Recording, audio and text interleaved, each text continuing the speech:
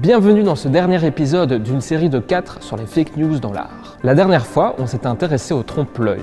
Cette fois-ci, et toujours en explorant la collection des musées royaux des beaux-arts de Belgique, on va un peu travailler notre esprit critique face au tableau de Magritte. Et toujours avec un clin d'œil vis-à-vis de l'actu.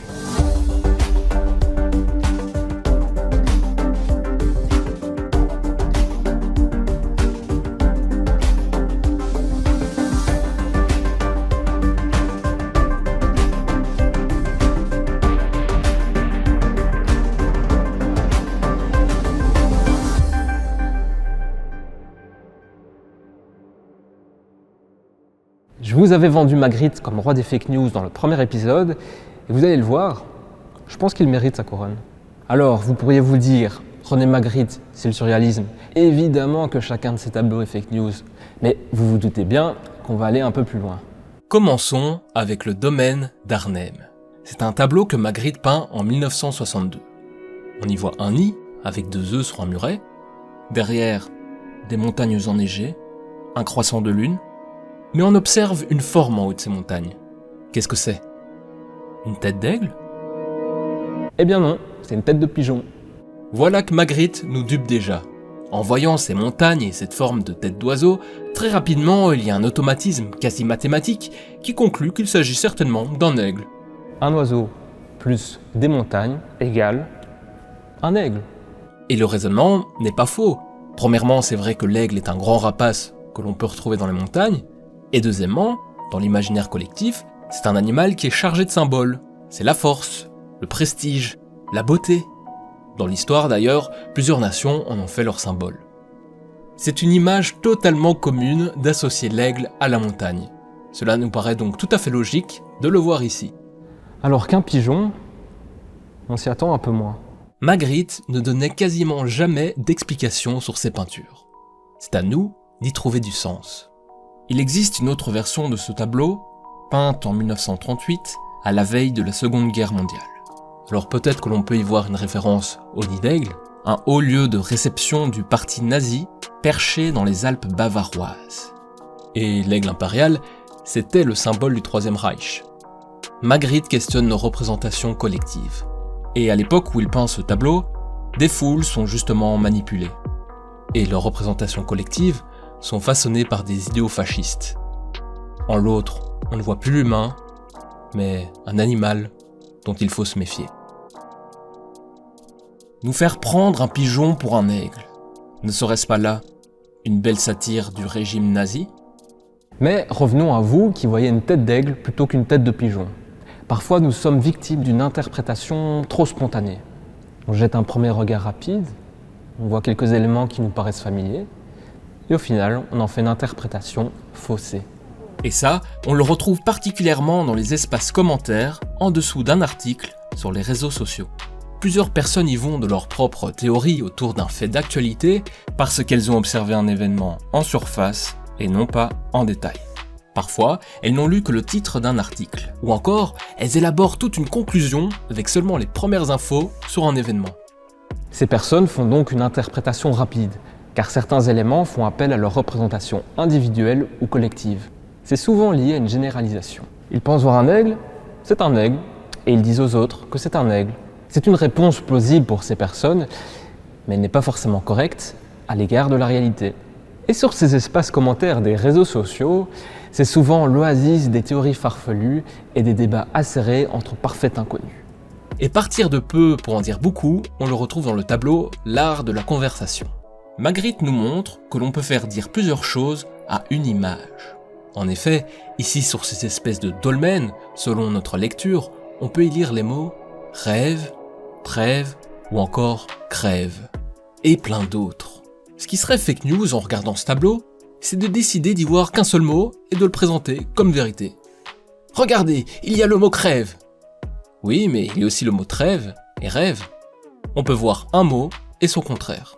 Dans l'actualité, c'est parfois ce qu'il va se passer. Face à un événement ou à un débat de société, certains individus vont se concentrer uniquement sur un aspect et fermer les yeux sur les autres.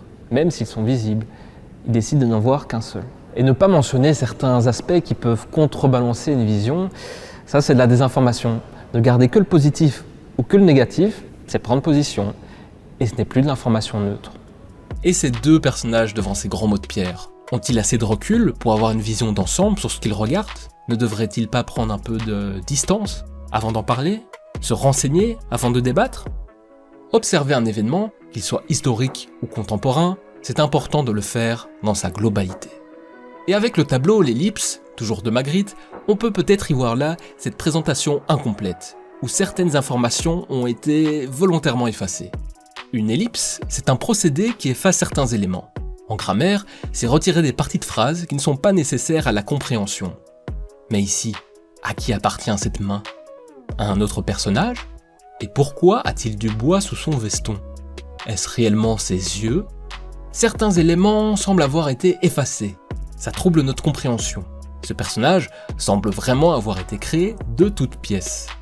Il y a clairement manipulation. Et cet œil sur ce chapeau, on dirait l'œil de la Providence. On le retrouve sur les billets d'$1 américain. C'est le symbole même qui a été invoqué comme preuve de l'un des plus gros complots planétaires, le nouvel ordre mondial qui sera instauré par les francs-maçons ou les Illuminati. Enfin bref, ce canon de fusil en guise de nez, il nous fait étrangement penser à Pinocchio. Et Pinocchio, on sait bien qu'il a un rapport particulier au mensonge. Les fake news, ça peut donc être la sélection et la manipulation des informations. Des citations, des images, des chiffres, coupés et évacués de leur contexte pour être présentés comme tels, comme une vérité, pour servir un propos. En fait, chez les grands auteurs de théories du complot, la démarche de recherche est inversée. Plutôt que de prendre des informations multiples et d'en faire une conclusion, eux, ils partent d'une conclusion et après seulement, ils choisissent quelles informations factuelles pourraient renforcer leur théorie. Mais évidemment, ils gardent de côté les éléments qui viendraient la contredire. Au final, ils mélangent et assemblent plusieurs éléments afin de construire une théorie aussi farfelue que ce personnage. Tout ce qu'on voit ou tout ce qu'on lit ne constitue pas la preuve infaillible du réel. Et Magritte, il nous le prouve bien, avec son tableau le plus fake news, la trahison des images. Mais on va même aller un peu plus loin. Regardez son œuvre, ceci continue de ne pas être une pipe. Et là, c'est un beau mélange de tout ce qu'on a vu avant. On retrouve comme base la réflexion que Magritte avait apportée. C'est l'image d'une pipe, sa représentation réaliste, et non pas une pipe. Je ne peux pas la prendre en main, je ne peux pas la fumer, et puis pourquoi appeler l'objet réel une pipe ? C'est arbitraire tout ça. Et pipe, il y a des homonymes aussi. Bref, Magritte joue avec ce rapport entre les mots, les images et les objets qu'ils représentent. Il bouscule nos conventions et nos automatismes. Et dans ce tableau, il va plus loin. Il veut nous persuader qu'il ne s'agit toujours pas d'une pipe. On va retrouver ce qu'on a vu dans l'épisode 3, des trompe-l'œil, il y a du faux bois, il y a cette ombre qui donne une illusion de profondeur. Enfin, cette ombre, c'est aussi une représentation d'une ombre. En fait, c'est l'ersatz d'un ersatz. Et on trouve sur ce panneau une plaque vissée, comme pour afficher une officialisation de plus. Ceci continue de ne pas être une pipe. Mais est-ce que le simple fait de mettre une plaque avec une inscription représente nécessairement la vérité ? Si je mets une plaque « docteur en médecine » sur la porte de mon bureau, est-ce que cela fait de moi un docteur en médecine ?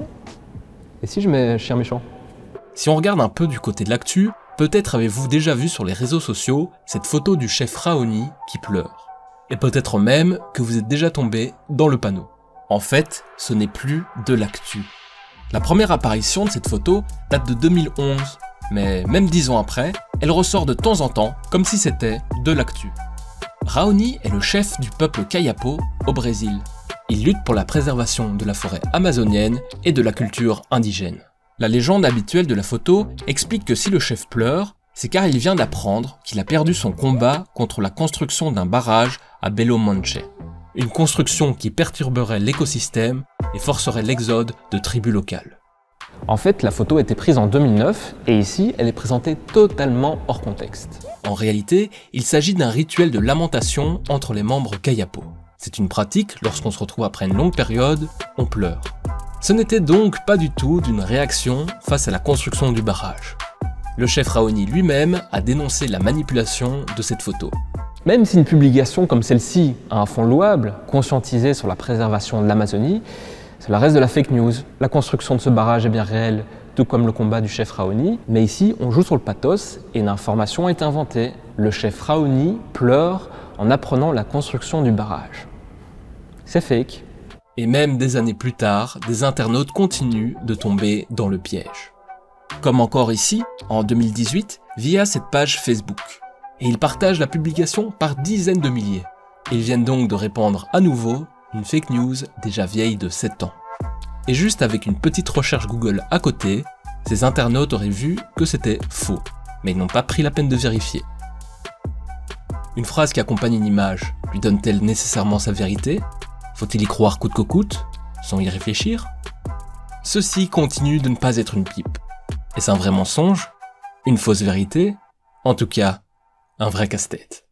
Et voici la fin de ces 4 épisodes sur les fake news dans l'art. Nous l'avons vu, finalement, elles sont partout, que cela soit comme le sujet en tant que tel d'une œuvre, comme un outil de propagande ou encore comme un trompe-l'œil. Et puis, en décortiquant les tableaux de Magritte, on prend une bonne leçon. Il ne faut pas directement croire tout ce qu'on lit ou tout ce qu'on voit. Il faut avant toute chose faire appel à son esprit critique, même s'il faut parfois bien le remuer. Évidemment, nous sommes bien loin d'avoir fait un inventaire complet de ces œuvres fake news, mais maintenant c'est peut-être à vous d'avoir un regard différent quand vous vous promenez dans les musées. Et pas seulement dans les musées, face à l'actu aussi. Il est sain de se questionner et de douter, mais l'important, c'est de le faire avec les bonnes clés. Et d'autant plus de nos jours, dans cette surabondance d'infos, et puis sur les réseaux sociaux, où l'on trouve ces fameuses fake news.